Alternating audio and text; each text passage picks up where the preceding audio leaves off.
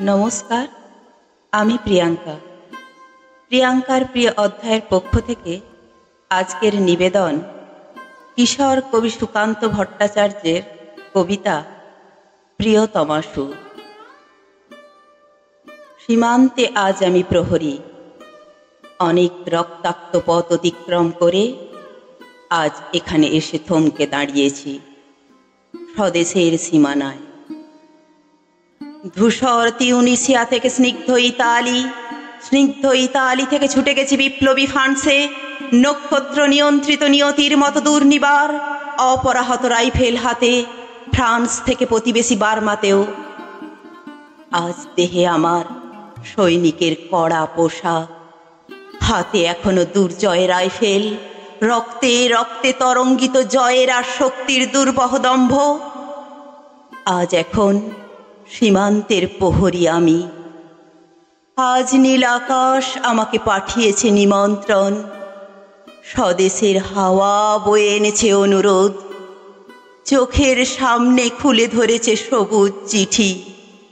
কিছুতেই বুঝি না কি করে এড়াবো তাকে, কি করে এড়াবো এই সৈনিকের কড়া পোশাক।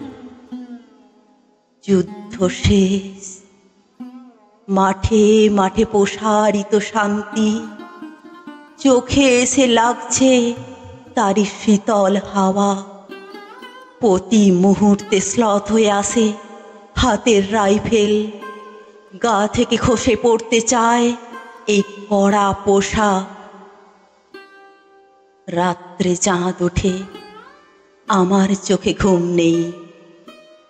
তোমাকে ভেবেছি কতদিন, কত শত্রুর পদক্ষেপ শোনার প্রতীক্ষার অবসরে, কত গোলা ফাটার মুহূর্তে, কতবার অবাধ্য হয়েছে মন যুদ্ধ জয়ের ফাঁকে ফাঁকে, কতবার হৃদয় জ্বলেছে অনুশোচনার অঙ্গারে তোমার আর তোমাদের ভাবনায়।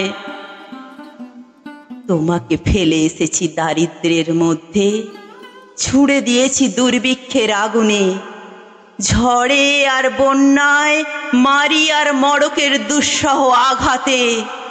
বারবার বিপন্ন হয়েছে তোমাদের অস্তিত্ব, আর আমি ছুটে গেছি এক যুদ্ধক্ষেত্র থেকে আর এক যুদ্ধক্ষেত্রে। জানি না আজও আছো কি নেই, দুর্ভিক্ষে ফাঁকার বন্যায় তলিয়ে গেছে কিনা ভিটে জানি না, তাও তবু লিখছি তোমাকে আজ, লিখছি আত্মম্ভর আশায়। ঘরে ফেরার সময় এসে গেছে, জানি আমার জন্যে কেউ প্রতীক্ষা করে নেই। মালায় আর পতাকায়, প্রদীপে আর মঙ্গল ঘটে, জানি সম্বর্ধনা রটবে না লোকমুখে, মিলিত খুশিতে মিলবে না বীরত্বের পুরস্কার। তবু একটি হৃদয় নেচে উঠবে আমার আবির্ভাবে, সে তোমার হৃদয়। যুদ্ধ চাই না আর, যুদ্ধ তো থেমে গেছে। পদার্পণ করতে চায় না মন ইন্দোনেশিয়ায়, আর সামনে নয়, এবার পেছন ফেরার পালা।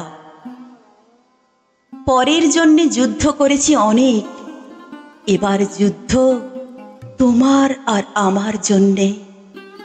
প্রশ্ন করো যদি এত যুদ্ধ করে পেলাম কি, উত্তর তার তিউনিসিয়ায় পেয়েছি জয়, ইতালিতে জনগণের বন্ধুত্ব, ফ্রান্সে পেয়েছি মুক্তির মন্ত্র, আর নিষ্কণ্ঠক বার্মায় পেলাম ঘরে ফেরার তাগাদা।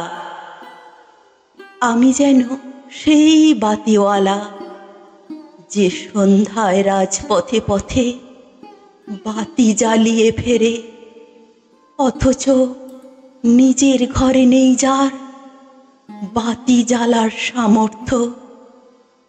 নিজের ঘরেই জমে থাকে দুঃসহ অন্ধকার।